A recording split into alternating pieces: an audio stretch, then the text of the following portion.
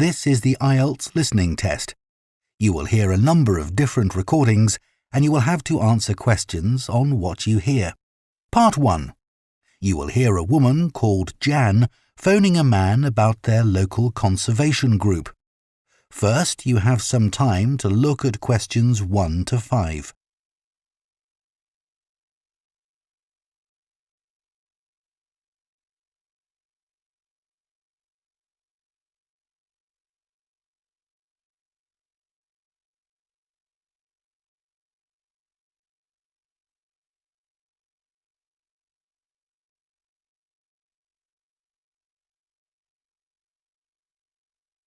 Now listen carefully and answer questions 1 to 5. Hello? Oh, hello. My name's Jan. Are you the right person to talk to about the Buckworth Conservation Group? Yes, I'm Peter. I'm the secretary. Good.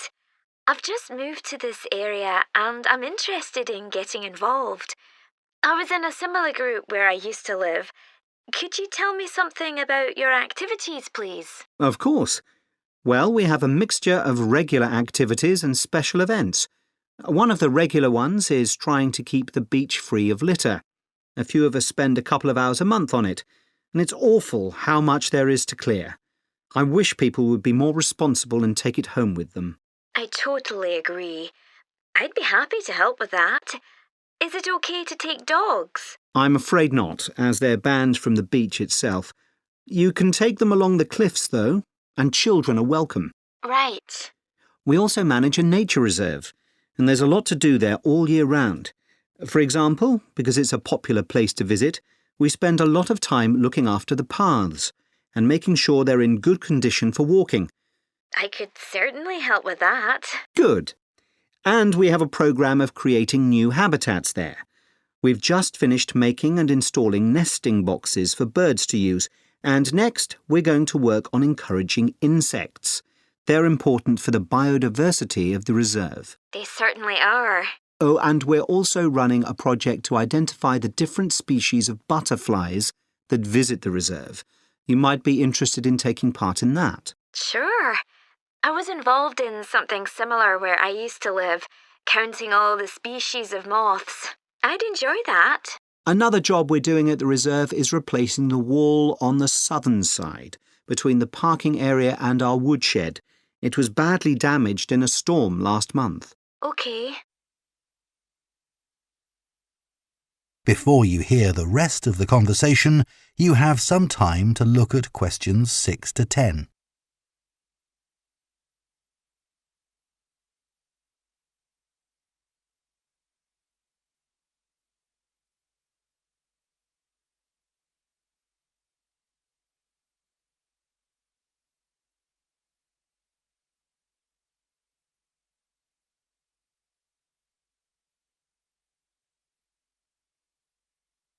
Now listen and answer questions 6 to 10. Then, as I said, we have a programme of events as well, both at the weekend and during the week. Right. I presume you have guided walks. I'd like to get to know the local countryside as I'm new to the area. Yes, we do. The next walk is to Ruston Island a week on Saturday. We'll be meeting in the car park at Dunsmore Beach at low tide. That's when the sands are dry enough for us to walk to the island without getting wet. Sounds good. The island's a great place to explore. It's quite small and it's got a range of habitats. It's also an ideal location for seeing seals just off the coast or even on the beach. Okay. And is there anything we should bring? Like a picnic, for instance? Yes, do bring one, as it's a full-day walk. And of course, it'll be wet walking across and back, so make sure your boots are waterproof. I must buy a new pair. There's a hole in one of my current ones. Well, I'd definitely like to come on the walk. Great. Then later this month, we're having a one-day woodwork session in Hopton Wood. I've never tried that before. Is it okay for beginners to take part? Definitely. There'll be a couple of experts leading the session, and we keep the number of participants down, so you'll get as much help as you need. Excellent. I'd love to be able to make chairs. That's probably too ambitious for one day. You'll be starting with wooden spoons. And of course, learning how to use the tools. And anything you make is yours to take home with you. That sounds like fun. When is it? It's on the 17th from 10 a.m. until 3. There's a charge of £35, including lunch, or £40 if you want to camp in the wood. I should think I'll come home the same day. Well, I'd certainly like to join the group. It sounds like... Now listen and answer questions 6 to 10. Then, as I said, we have a programme of events as well, both at the weekend and during the week. Right. I presume you have guided walks. I'd like to get to know the local countryside as I'm new to the area. Yes, we do. The next walk is to Ruston Island a week on Saturday. We'll be meeting in the car park at Dunsmore Beach at low tide. That's when the sands are dry enough for us to walk to the island without getting wet. Sounds good. The island's a great place to explore. It's quite small and it's got a range of habitats. It's also an ideal location for seeing seals just off the coast or even on the beach. OK. And is there anything we should bring?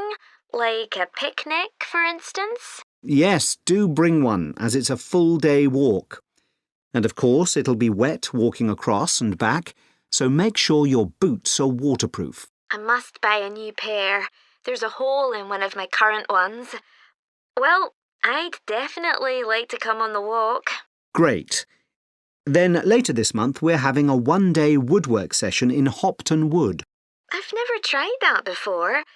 Is it OK for beginners to take part? Definitely. There'll be a couple of experts leading the session, and we keep the number of participants down, so you'll get as much help as you need. Excellent. I'd love to be able to make chairs. That's probably too ambitious for one day. You'll be starting with wooden spoons. And of course, learning how to use the tools. And anything you make is yours to take home with you. That sounds like fun. When is it? It's on the 17th from 10 a.m. until 3. There's a charge of £35, including lunch, or £40 if you want to camp in the wood. I should think I'll come home the same day. Well, I'd certainly like to join the group. It sounds like you've got... That is the end of Part 1. Part 2. You will hear a tour guide, Lou Miller, speaking to a group of people about a boat trip they are going to take around the Australian island of Tasmania. First, you have some time to look at questions 11 to 14.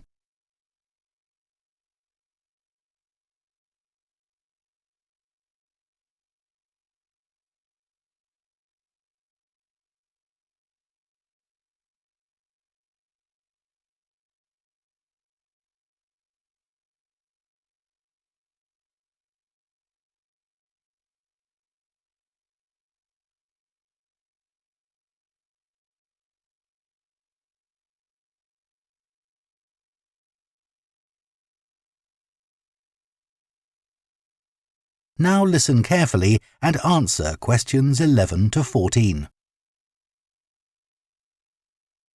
So, hello everyone. My name's Lou Miller and I'm going to be your tour guide today as we take this fantastic boat trip around the Tasmanian coast. Before we set off, I just want to tell you a few things about our journey. Our boats aren't huge, as you can see. We already have 3 staff members on board. And on top of that, we can transport a further 15 people, that's you, around the coastline. But please note, if there are more than 9 people on either side of the boat, we'll move some of you over. Otherwise, all 18 of us will end up in the sea. We've recently upgraded all our boats. They used to be jet black, but our new ones now have these comfortable dark red seats and a light green exterior in order to stand out from others and help promote our company. This gives our boats a rather unique appearance, don't you think? We offer you a free lunchbox during the trip, and we have 3 types. Lunchbox 1 contains ham and tomato sandwiches. Lunchbox 2 contains a cheddar cheese roll. And Lunchbox 3 is salad-based and also contains eggs and tuna. All 3 lunchboxes also have a packet of crisps and chocolate bar inside. Please let staff know which lunchbox you prefer. I'm sure I don't have to ask you not to throw anything into the sea. We don't have any bins to put litter in, but Jess, myself or Ray, our other guide, will collect it from you after lunch and put it all in a large plastic sack. Before you hear the rest of the talk, you have some time to look at questions 15 to 20.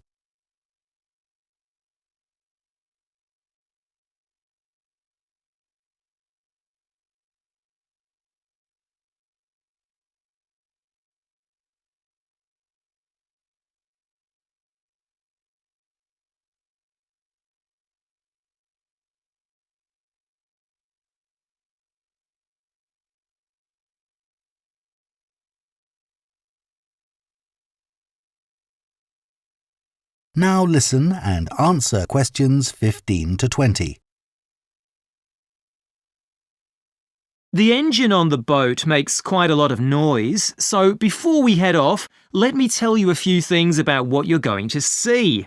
This area is famous for its ancient lighthouse, which you'll see from the boat as we turn past the first little island.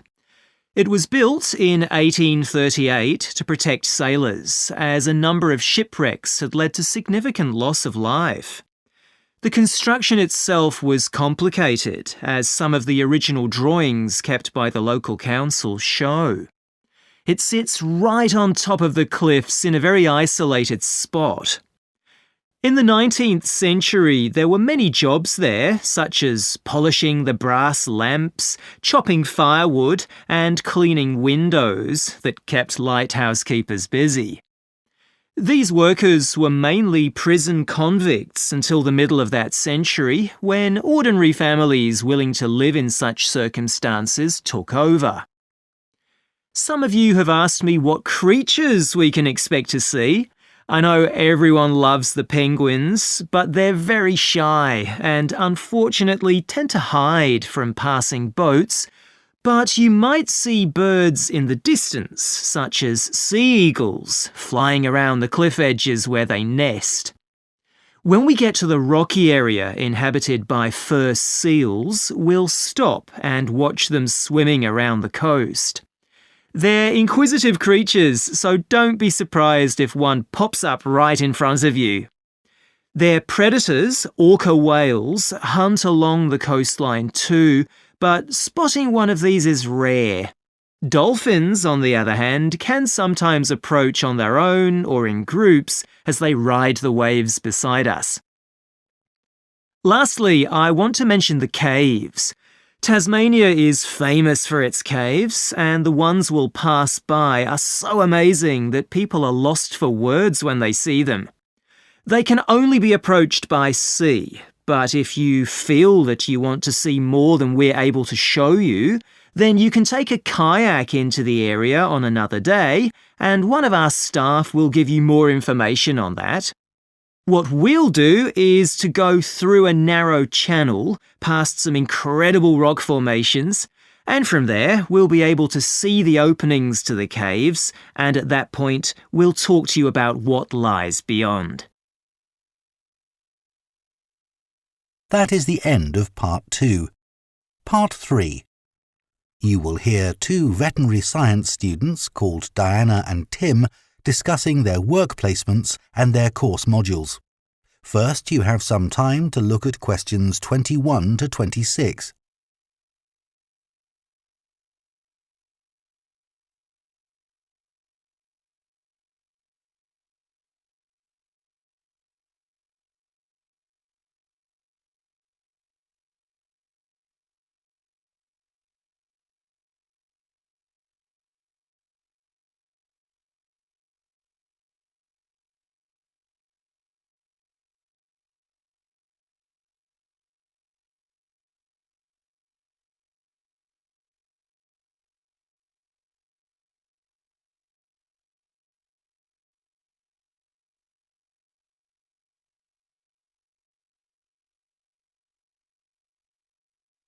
Now listen carefully and answer questions 21 to 26. So, Tim, we have to do a short summary of our work experience on a farm. Right. My farm was great, but arranging the work experience was hard. One problem was it was miles away and I don't drive. And also, I'd really wanted a placement for a month, but I could only get one for 2 weeks. I was lucky. The farmer let me stay on the farm, so I didn't have to travel. But finding the right sort of farm to apply to wasn't easy. No, they don't seem to have websites, do they? I found mine through a friend of my mother's, but it wasn't easy. No.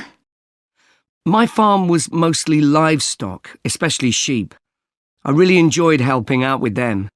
I was up most of one night helping a sheep deliver a lamb. On your own? No, the farmer was there, and he told me what to do. It wasn't a straightforward birth, but I managed.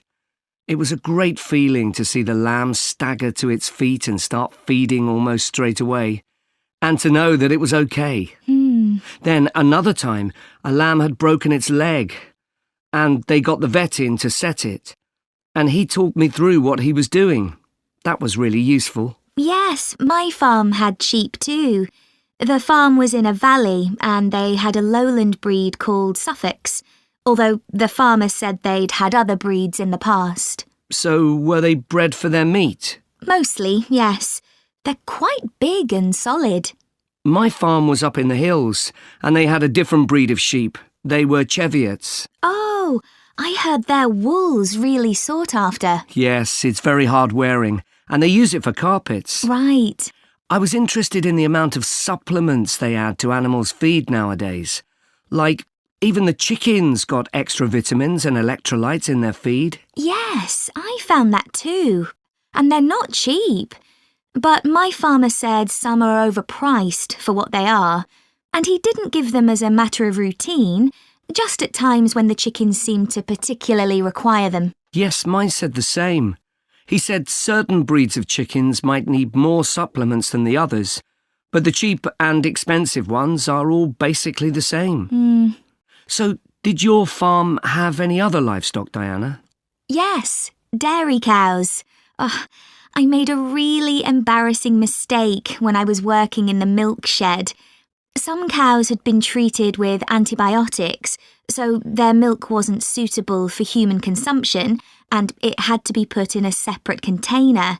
But I got mixed up, and I poured some milk from the wrong cow in with the milk for humans, so the whole lot had to be thrown away. The farmer wasn't too happy with me. I asked my farmer how much he depended on the vet to deal with health problems. I'd read reports that the livestock's health is being affected as farmers are under pressure to increase production. Well, he didn't agree with that, but he said that actually some of the stuff the vets do, like minor operations, he'd be quite capable of doing himself. Yeah, my farmer said the same, but he reckons vet skills are still needed. Before you hear the rest of the conversation, you have some time to look at questions 27 to 30.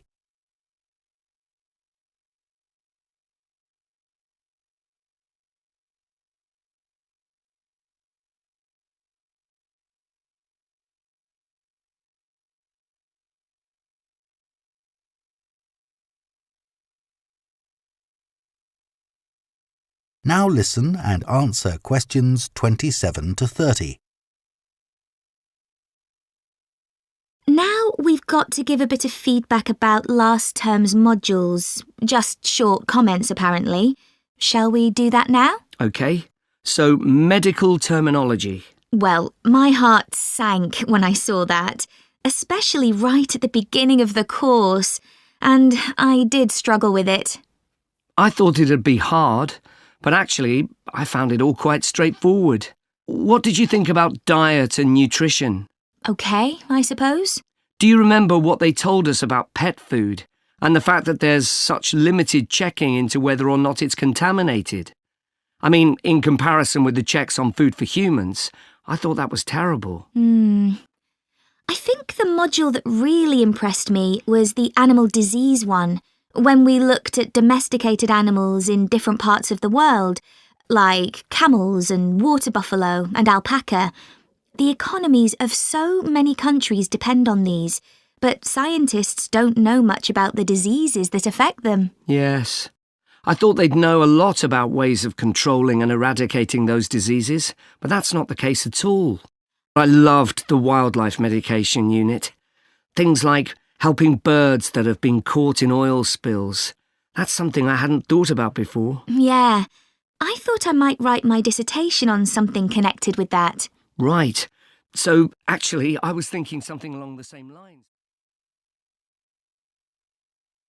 That is the end of Part 3. Part 4. You will hear an anthropology student giving a presentation on spiral path designs known as labyrinths. First, you have some time to look at questions 31 to 40.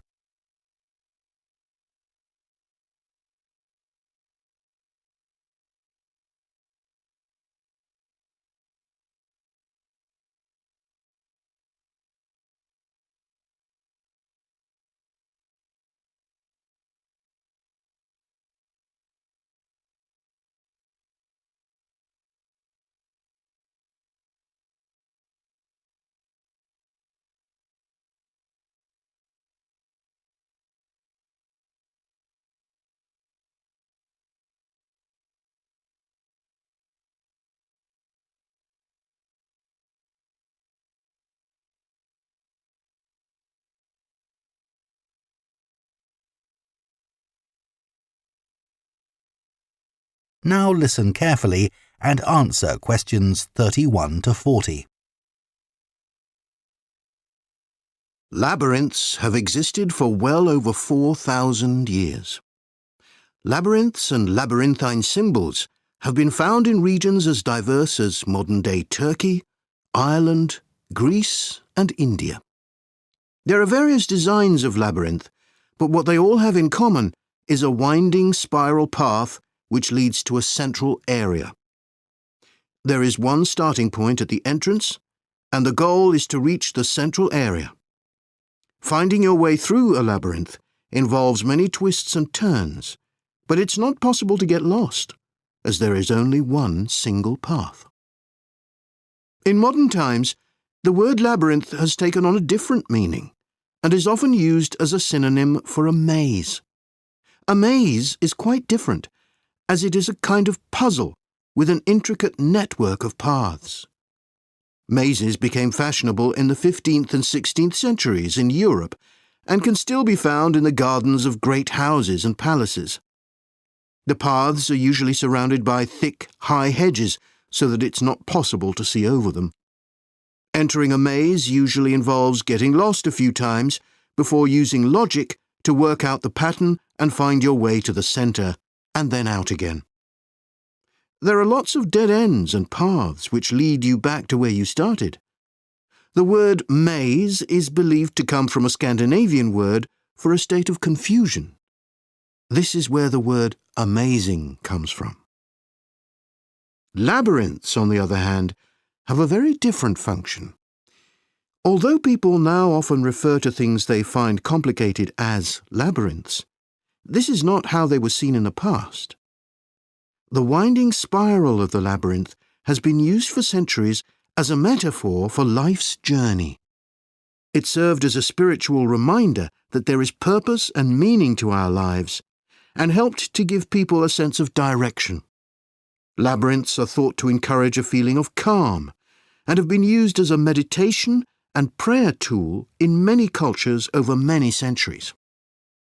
The earliest examples of the labyrinth spiral pattern have been found carved into stone, from Sardinia to Scandinavia, from Arizona to India to Africa.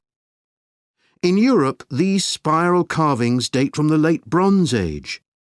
The Native American Pima tribe wove baskets with a circular labyrinth design that depicted their own cosmology. In ancient Greece, the labyrinth spiral was used on coins around 4,000 years ago. Labyrinths made of mosaics were commonly found in bathhouses, villas and tombs throughout the Roman Empire. In Northern Europe, there were actual physical labyrinths designed for walking on. These were cut into the turf or grass, usually in a circular pattern. The origin of these walking labyrinths remains unclear, but they were probably used for fertility rites, which may date back thousands of years. 11 examples of turf labyrinths survive today, including the largest one at Saffron Walden, England, which used to have a large tree in the middle of it.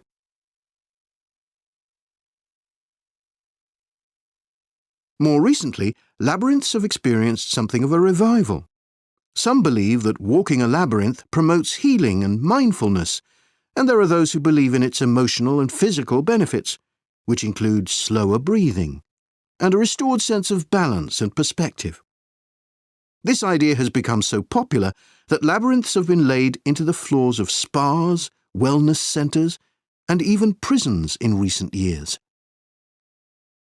A pamphlet at Colorado Children's Hospital informs patients that walking a labyrinth can often calm people in the midst of a crisis. And apparently, it's not only patients who benefit. Many visitors find walking a labyrinth less stressful than sitting in a corridor or waiting room. Some doctors even walk the labyrinth during their breaks. In some hospitals, patients who can't walk can have a paper finger labyrinth brought to their bed. The science behind the theory is a little sketchy, but there are dozens of small-scale studies which support claims about the benefits of labyrinths. For example, one study found that walking a labyrinth provided short-term calming, relaxation and relief from anxiety for Alzheimer's patients. So what is it about labyrinths that makes their appeal so universal? That is the end of part 4.